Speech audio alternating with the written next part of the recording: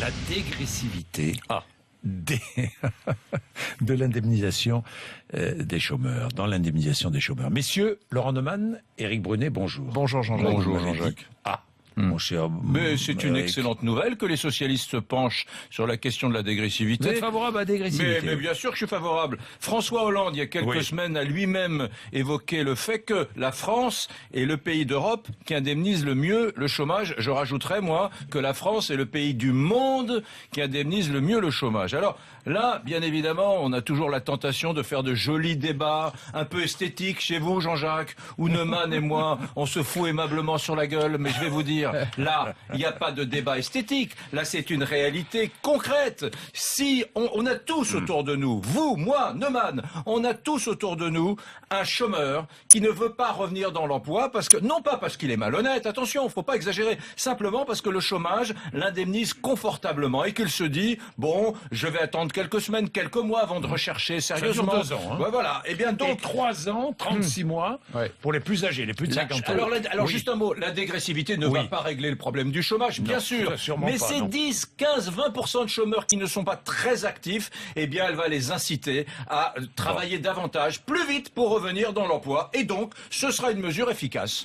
Alors d'abord tordre le cou à une idée reçue. Eric a parfaitement raison de dire que sur le papier le système français est le plus généreux, mais dans les faits ça n'est pas le cas. Je peux expliquer pourquoi. La moyenne d'indemnisation du chômage, vous savez combien c'est pour un chômeur? C'est 1043 euros. Voilà. Et il y a 87% des gens qui sont au chômage actuellement qui touchent moins de 1500 euros d'indemnité chômage. Alors oui, sur le papier, vous avez raison, on est l'un des plus généreux. Le Danemark et les Pays-Bas sont plus généreux que nous, mais on est l'un des plus généreux, mais dans les faits, ça n'est pas le cas. Non, mais il y a une réalité, c'est que l'indemnisation en France, là c'est une réalité, l'indemnisation est ouverte aux salariés dès 4 mois, après 4 mois de travail. Mais je le redis, sur le papier, 6 mois au Luxembourg et aux Pays-Bas et au moins 12 mois dans les autres pays européens. C'est absolument exact. Sur le papier, on est les plus généreux. C'est pas sur le papier. Dans la réalité, nous sommes les plus généreux du monde. Je sais pas ce que c'est que cette invention sur le papier. On est les plus généreux du monde. Point barre. Deuxième point. Il se trouve que la dégressivité a déjà été essayée. Et c'était celle qui, aujourd'hui, trouve que Macron vraiment ras-le-bol. C'était Martine Aubry. 92-2001, on a essayé. Ça n'a pas fonctionné. Ça n'a absolument pas du tout. Ça n'a pas fonctionné. Ça n'a pas fonctionné. Mais pourquoi vous dites ça?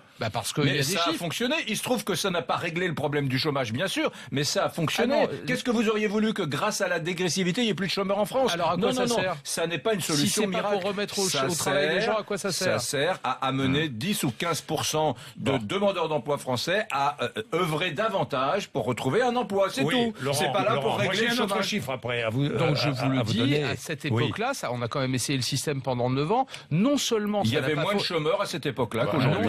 Laissez Laurent Neumann terminer sa démonstration. Non seulement ça n'a pas fonctionné, mais ça a même été préjudiciable à tous ceux qui sont longtemps dans l'emploi et les moins formés. Donc plutôt que de parler de la dégressivité des allocations chômage, j'en reviens toujours à la même question, et je sais qu'Éric et moi, sur ce point-là, on est d'accord. La seule et unique question qui vaille, c'est la question de la formation. On pourrait d'ailleurs imaginer un système moins généreux qui s'accompagnerait de formations plus professionnalisantes. Mais à chaque fois qu'on met cette question-là sur la table, on ne la met que d'un point de vue comptable. La seule façon de ramener les gens vers l'emploi, c'est de les former, pas de réduire leurs indemnités chômage. Et dernier point qui me semble important, c'est que c'est exactement le type de mesure qu'on n'a pas le droit de prendre en période de crise quand il y a 3,5 millions de chômeurs. Quand il y avait 2 millions ou 2 millions de... Oui, mais aujourd'hui, non, parce que pénaliser les chômeurs n'a pas de sens. Il y a un chiffre, 30 milliards d'euros de dette à la fin de l'année 2016. C'est l'aspect comptable. 4 milliards de dettes en plus chaque année. C'est exact.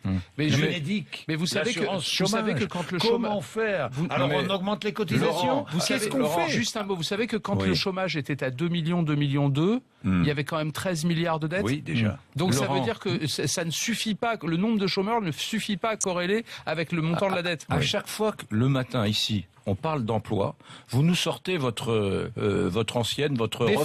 refrain sur la formation. Vous êtes formidable. Vous esquivez le sujet à chaque fois, vous l'esquivez pour nous parler de la formation. Non, là on parle de la dégressivité. La formation, le fait que les chômeurs ne soient pas formés, c'est une chose, on est tous d'accord. Là on parle de la dégressivité. C'est une arme de plus, la dégressivité, pour lutter contre le chômage. Une arme qui s'adresse à 15 ou 20% des chômeurs français qui ne sont pas assez actifs pour revenir dans l'emploi. C'est tout. C'est une arme de plus. D'un mot, la dégressivité des indemnités chômage a autant d'effets sur le retour à l'emploi que la déchéance de nationalité dans la lutte contre le terrorisme.